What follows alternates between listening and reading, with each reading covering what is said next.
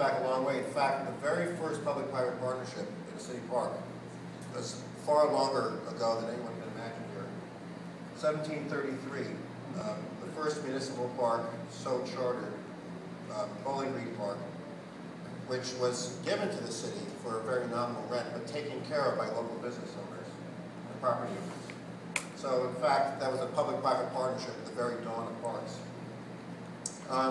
You have to sort of skip forward a few centuries to the really first public-private partnership for a park would have been here in Park Avenue, where the neighbors in Park Avenue wanted to do something in memory of the boys who had died in World War II, and started putting up Christmas trees in their honor, and then raised money for flowers.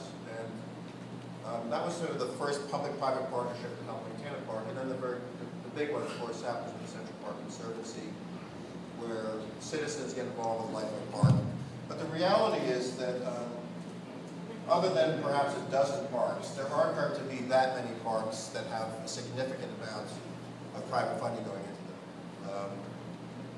The average park, the vast majority of parks are going to be supported primarily by city tax dollars, with this exception, which is the role played by volunteers in parks. And these are people who are advocates in the best sense, that they're advocates who advocate with their hands and with their minds in a positive way for the parks, who come out every day and clean instead of complaining, and who get involved, and to organize block associations, and to do cleanups, open and close the park, and do these things. And you can say, well, the government should do that. Yeah, government should do everything. Government is increasingly bound by laws, court decisions, and all kinds of pension costs, all kinds of things that are immutable that you have to pay for. You have no choice. So governments are essentially going bankrupt, paying for these costs that you have no choice paying.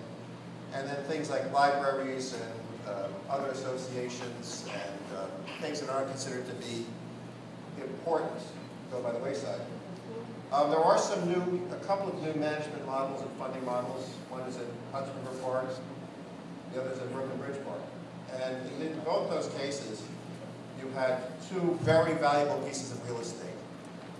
In Hudson River Park, you had all of these shipping piers that were no longer needed, but were owned by the city and the state of New York. And the same thing in Brooklyn Bridge Park. And the city and state spent hundreds of millions of dollars to develop these new parks in areas where they used to make money. So instead of having areas making money for the city and state, they spend money developing parks. And in both cases said, look, in the terms of the Hudson River Park, they said, through an act of the state legislature, the enabling legislation, this park must be self-supporting, i.e., you must earn revenue in this park within portions of the park. They specified which those portions would be, certain piers, that would pay for the ongoing maintenance of the park, because the park would be very expensive to maintain. Anything built along the waterfront is very expensive to maintain.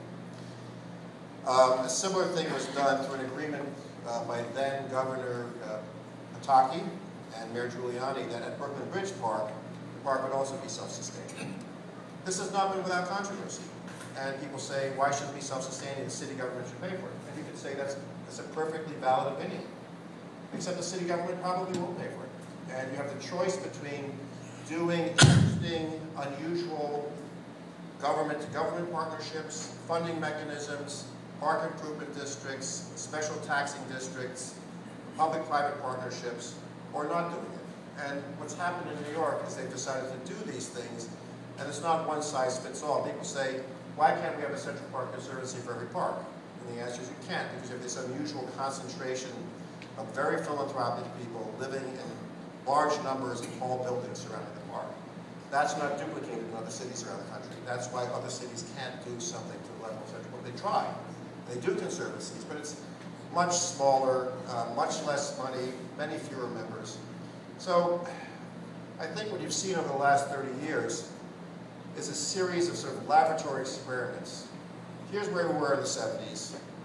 Government monopoly, parks in terrible shape, and now, 30 years later, parks generally in pretty good shape, and a lot of very experimental things happening.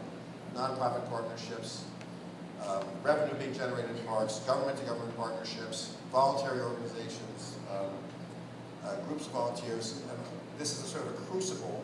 And people come now from all over the world, because even in Europe, they're having fiscal problems and saying, gee, we're not sure how to pay for this park, or how to pay for these things. They come to New York and say, how did you do this? How is it that citizens of their own volition will donate $25 or $30 million a year to take care of a public park? Isn't that what taxes are for? And they're understanding now in many other cities that the taxes aren't enough, that you want that kind of citizen involvement.